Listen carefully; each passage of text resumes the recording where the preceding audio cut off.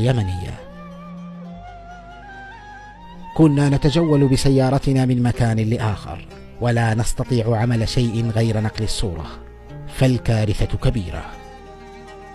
فتلك السيول أخذت معها أحلام أطفال وعائلات فقدت أفرادها، وأخرى فقدت كل ما تملك. وأثناء رحلتنا في تلك الأوقات العصيبة قابلنا الكثير من المواقف المؤثرة، فأحببنا أن ننقل لكم واحدا من تلك المواقف حين شاهدنا سائق دراجة نارية يسير في المطر بسرعة بعيدا عن كل أنواع السلامة، فأحببنا أن نقدم له النصيحة. لا كوفية ولا شيء ولا نرجع ننصحه. يا حاج وو يا حاج امشي دلا مطر. مستعجل. طيب مستعجل تدمر حياتك ويمكن تدمر حد معاك ولا سيارة ثاني.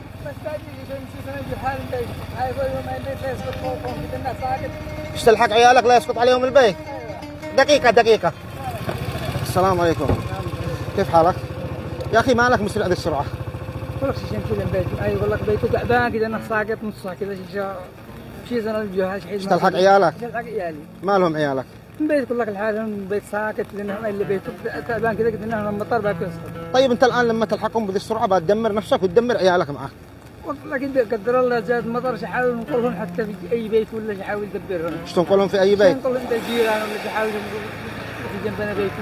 انا افدي قلبك وانا اسف منك. طيب ينفع نلحقك نمشي معك للبيت؟ ما تسوي نقول لك فين البيت؟ لا ليش نشوف البيت بس يعني لو سمحت. احنا بعدك الحقها خليه يبعد لعد نزيد نصدمه. الله انتبه. اسمع ها اطلع معانا. الموتور حق الناس يعني اذا مش موتورك يلا خلي الموتور هنا ونمشي داخل البيت. يسبق البيت يلا تمام مسبوق عشان نجهز الوضع. ها سلامات. كيف الوضع؟ دبروا كربال دبروا نفوسهم. يلا الحمد لله. يلا الله معك. اشوفهم. طيب خرج لنا العيال الصغار بس. وينهم العيال؟ تحت الطربال داخل تحت الطربال. ما شاء الله. صيح لهم يخرجوا. خرج. تعال يا بطل. كيف حالك؟ ما شاء الله يوسف. معك يوسف بس؟ باقي. تعالوا يا عيال.